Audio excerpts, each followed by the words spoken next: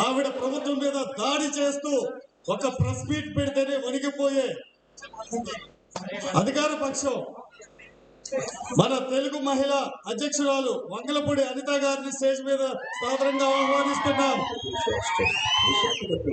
రాయవరం మండలంలోని లింగరాజుపాలెం గ్రామంలో జన్మించిన వంగలపూడి అనిత గారు ఆంధ్ర విశ్వవిద్యాలయం నుండి ఆంగ్లంలో మాస్టర్ ఆఫ్ ఆర్ట్స్ డిగ్రీ మరియు మాస్టర్ ఆఫ్ ఎడ్యుకేషన్ డిగ్రీతో పట్టభద్రురాలయ్యారు. అనిత గారు 2014లో రాజకీయాల్లోకి ప్రవేశించారు. పాయకరావుపేట స్థానం నుంచి ఆంధ్రప్రదేశ్ శాసనసభ ఎన్నికల్లో పోటీ చేసి గెలుపొందారు. ఆ సమయంలో ఆమె ఆంధ్రప్రదేశ్ అసెంబ్లీలో అతి చిన్న వయసున్న ఎమ్మెల్యే అయ్యారు. ఎమ్మెల్యేగా ఉన్న సమయంలో అనిత తన నియోజకవర్గంలోని ప్రజల జీవితాలను బాగు చేయడంపై దృష్టి సారించారు. ఆమె మౌలిక సదుపాయాలు, విద్య మరియు ఆరోగ్య సంరక్షణ సౌకర్యాలను మెరుగుపరచడానికి కృషి చేశారు. నరసరావుపేటలో అనూష, గుంటూరులో రమ్య, అనంతపురంలో స్నేహలత, పులివెందులో నాగమ్మ, వైజాగ్ లో లక్ష్మి, విజయవాడలో తేజస్విని, ఇంకా చాలా మహిళలపై హింసకు వ్యతిరేకంగా ఎప్పుడూ తన గళం వినిపిస్తూ ఉంటారు.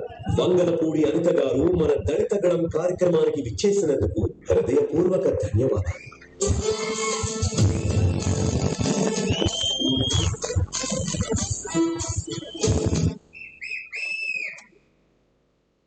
అనిత గారికి హరీష్ గారు వచ్చి ఫ్లోర్ బుక్ ఇవ్వాల్సిందిగా కోరుచున్నాం.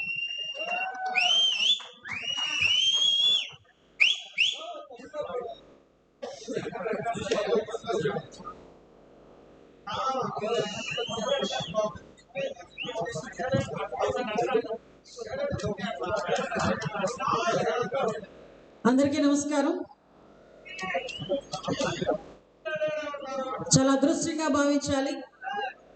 ఎందుకంటే ఈరోజు సిబిఎన్ ఫోరం తరపున నందిగామ నియోజకవర్గంలో దళిత గళం అనే కార్యక్రమానికి శ్రీకారం చుట్టడమే కాకుండా అందులో పాల్పంచుకునే అవకాశం మాకు కలగజేసినందుకు ప్రత్యేకంగా దళిత సిబిఎన్ ఫోరం యాజమాన్యానికి, అదేవిధంగా నందిగామ నియోజకవర్గ ఇన్ఛార్జ్ సోదరిమణి తంగిరాల సౌమ్య గారికి, అదేవిధంగా నందిగామ ప్రజలందరికీ కూడా, దళితులందరికీ కూడా పేరు పైన ధన్యవాదాలు, నమస్కారాలు తెలియజేసుకుంటున్నా. ఈరోజు ఈ కార్యక్రమానికి మాతో పాటు ముఖ్య అతిథిగా విచ్చేసిన పెద్దలు గౌరవనీయులు మాజీ మంత్రివర్యులు నక్కా ఆనందబాబు గారికి, అదేవిధంగా తెలుగుదేశం పార్టీ ఎస్ఎస్ఎల్ అధ్యక్షుడు ఎంఎస్ రాజు గారికి, పెద్దలు గౌరవనీయులు పాల్ బ్యూరో సభ్యులు, మేము ఎప్పుడూ అందరం జాతి పితగా భావించే మా వర్ల రామయ్య గారికి, అదేవిధంగా ఈ కార్యక్రమాన్ని కేసినేని ఫౌండేషన్ ద్వారా ఆర్గనైజ్ చేసినందుకు ప్రత్యేకంగా అన్న చిన్ని గారికి కూడా ప్రత్యేకంగా ధన్యవాదాలు, నమస్కారాలు తెలియజేసుకుంటూ, మన దేవదత్త గారికి, అందరికీ కూడా ఈ కార్యక్రమానికి విచ్చేసిన ఎస్ఎస్ఎల్ ప్రెసిడెంట్స్ కి, జనరల్ సెక్రటరీస్ కి అందరికీ కూడా పేరు పైన, నా సోదరులందరికీ కూడా పేరు పైన ధన్యవాదాలు, నమస్కారాలు తెలియజేసుకుంటున్నా. మీ అందరికీ తెలుసు, ఈరోజు సిబిఎన్ ఫోరం తరపున నిజంగా చాలా ఆశ్చర్యం అనిపిస్తుంది. ఎందుకంటే ఇక్కడ ఒక ఆర్గనైజేషన్ తరపున మనం ఇక్కడ కార్యక్రమం చేసుకుంటున్నామంటే దాని వెనకాతల తాలూకా మూలాలు కూడా మనకు అర్థం అవ్వాలి.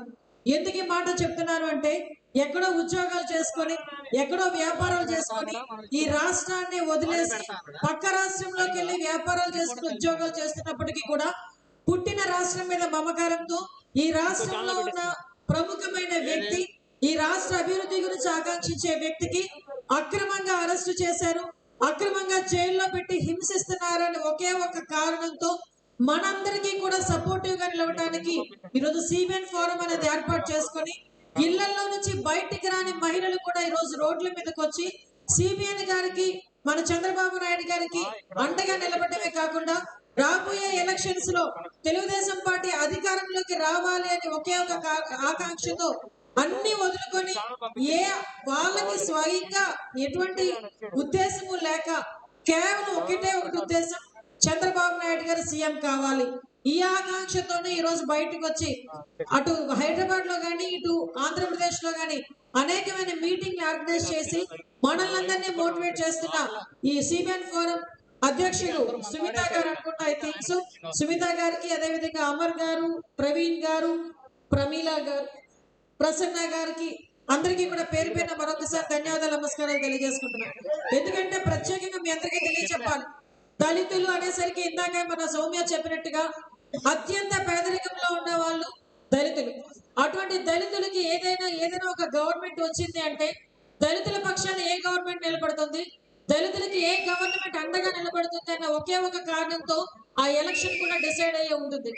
అటువంటిది జగన్మోహన్ రెడ్డి ఆ ఒక్కటి కూడా కనుక్కొని కేవలం దళితుల్ని ఓట్ బ్యాంక్ కిందే మార్చుకొని దళితులకి ఏదో చేసేస్తానని చెప్పి ప్రగల్భాలు పలికి ఎప్పుడు కూడా దళితులు మా పక్షానే ఉన్నారని చూపించుకొని ఈ రోజు అత్యధికంగా మోసం చేసిన వర్గం ఏదైనా ఉందంటే జగన్మోహన్ రెడ్డి దళితుల్ని. ఆ విషయం ఈ రోజు మీరు నేను చెప్పక్కర్లే. రోడ్డు మీదకి వెళ్ళి దళితులు కాని వాళ్ళని కూడా అడిగితే మనలందరినీ కూడా సమన్యాయానికి దగ్గరగా చేయడానికి ఆ రోజు ఆయన కృషి చేస్తే ఈ రోజు ఈ పరిస్థితి ఎలా ఉందిరా అంటే రాజారెడ్డి రాజ్యాంగం నడుస్తుంది. ఇక్కడ చాలా విషయాలు చెప్పాలి. పెద్దలందరూ కూడా సౌమ్య గారు అన్ని విషయాలు చెప్పారు. పాత మనకి ఏ స్కీమ్లు ఉన్నాయి అన్ని విషయాలు చెప్పారు. కానీ ఇక్కడ నేను చెప్పదలుచుకున్నది మాత్రం ఒకటే, ఎందుకు ఈ రోజు దళితులకి సెపరేట్ గా ఒక మీటింగ్ పెట్టుకోవాల్సి వచ్చింది? అందరితో పాటు మనం మీటింగ్ లో కూర్చోవచ్చు కదా, ఎందుకు ప్రత్యేకంగా దళితులకు సంబంధించి మీటింగ్ పెట్టుకోవాల్సి వచ్చింది? దళితులు ఈ రోజు ఎన్ని ఇబ్బందులు పడుతున్నారో మనమందరం కూడా తెలుసుకున్నాం. మేము ఒక దళితులుగా రాజకీయాల్లో ఉండి దళితుల పక్షాన పోరాటం చేస్తున్నందుకు మేము ఎన్ని ఇబ్బందులు పడ్డామో మీకు కూడా తెలియాలి. ఈ రోజు రాబోయే కాలంలో ఇక్కడున్న ప్రతి దళితుడు కూడా రోడ్డు మీదకి ఇంకో 10 మంది దళితులు తీసుకెళ్లి సైకిల్ గుర్తుకు ఓటు వేయించి తీరాలి అని చెప్పి ఇక్కడ కంకణ కట్టుకుని వెళ్ళే పరిస్థితి మనకు కనిపించాలి. ఎందుకు ఈ మాట చెప్తున్నాను అంటే మీ అందరికీ తెలియాలి. డాక్టర్ సుధాకర్ ఎలక్షన్ అయింది, కరోనా టైం సమయం. నాకు ఒక 5 నిమిషాలు టైం ఇవ్వండి, క్లియర్ గా చెప్తా. కరోనా సమయం డాక్టర్ సుధాకర్ మాస్క్ అడిగిన పాపానికి ఆ రోజు అతన్ని పిచ్చోడ్ని చేశారు. ఆ సంఘటన జరిగిన వెంటనే వైజాగ్ లో నాకు తెలియలే, ఈ విషయం మీకు క్లియర్ గా చెప్పాలి. చంద్రబాబు నాయుడు గారు నాకు ఫోన్ చేశారు, అమ్మ అక్కడ సుధాకర్ అనే వ్యక్తిని వాళ్ళు నీచంగా పిచ్చోడ్ని చేసి కొడుతున్నారు, ఆ విషయం ఏంటో కనుక్కో అంటే నేను ఆదరాబాద్గా ఇంటికి వెళ్తే భయపడ్డారు ఆ ఇంట్లో వాళ్ళు.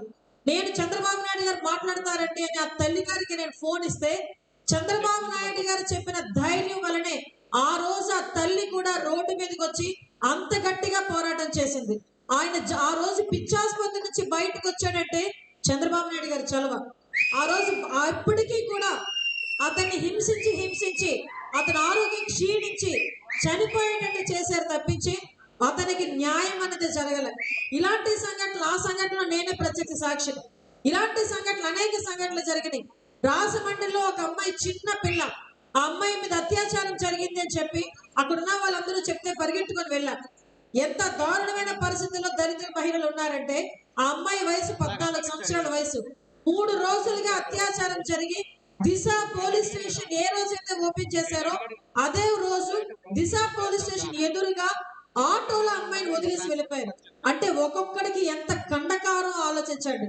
అంటే మమ్మల్ని ఎవడేం చేస్తాడన్న ధైర్యం, మా వెనకాతల జగన్మోహన్ రెడ్డి ఉన్నాడు అన్న ధైర్యం వాళ్ళకి.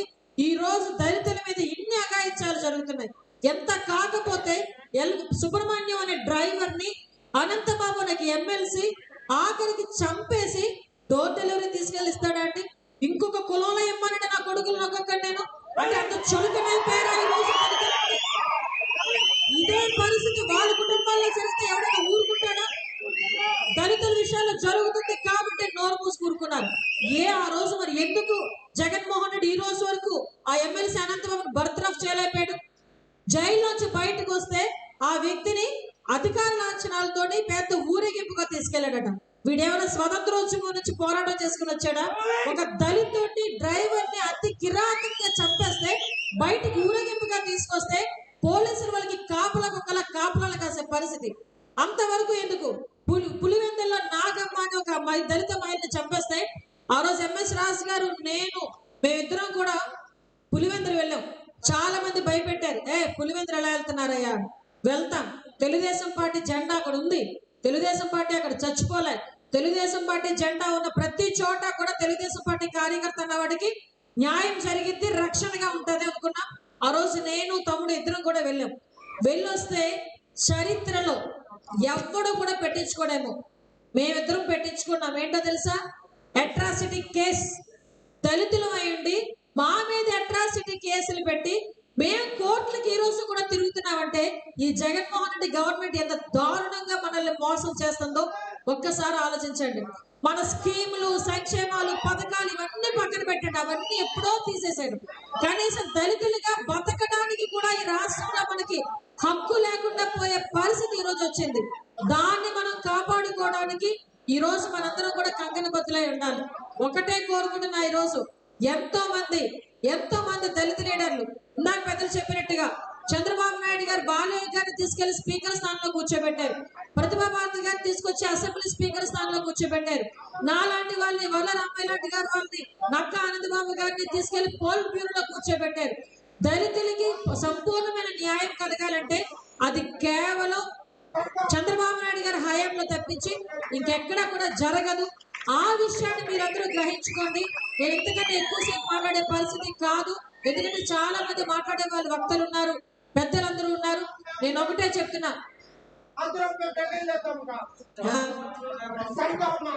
జగన్ బ్రాండ్స్ ఇలాగే పనిచేస్తాయి, మనం ఏం చేయలేం. కూర్చోబెట్టండి కాసేపు. పద బయటికి పద. అదే విషయం ఏంటంటే ఇది కూడా చెప్పాలి, ఎందుకంటే ఈరోజు చూశారు కదా ఏంటి ఆయన బాధ.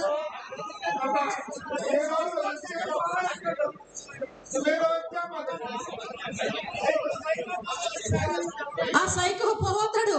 మరి మీరు ఆ జగన్ బ్రాండ్ తాగడం మానేస్తే సైకో పోతాడు. ఎక్కడ సైకో పోతాడు. ఇంకొక విషయం చెప్పి ముగిస్తా. జగన్మోహన్ రెడ్డికి సంబంధించిన బ్రాండ్ల గురించి కూడా చెప్పాలి. ఎందుకంటే అత్యధికంగా నష్టపోతున్నది కూడా దళితులే ఎక్కువ మంది.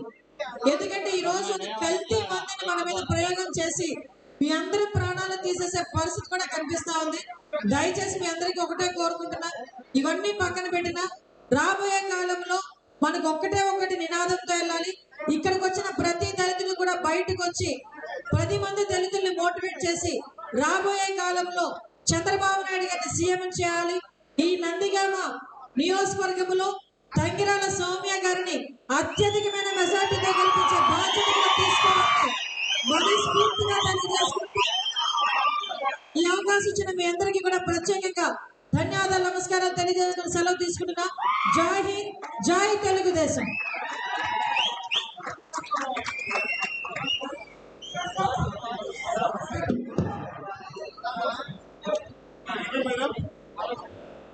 థ్యాంక్ యూ అనిత గారు.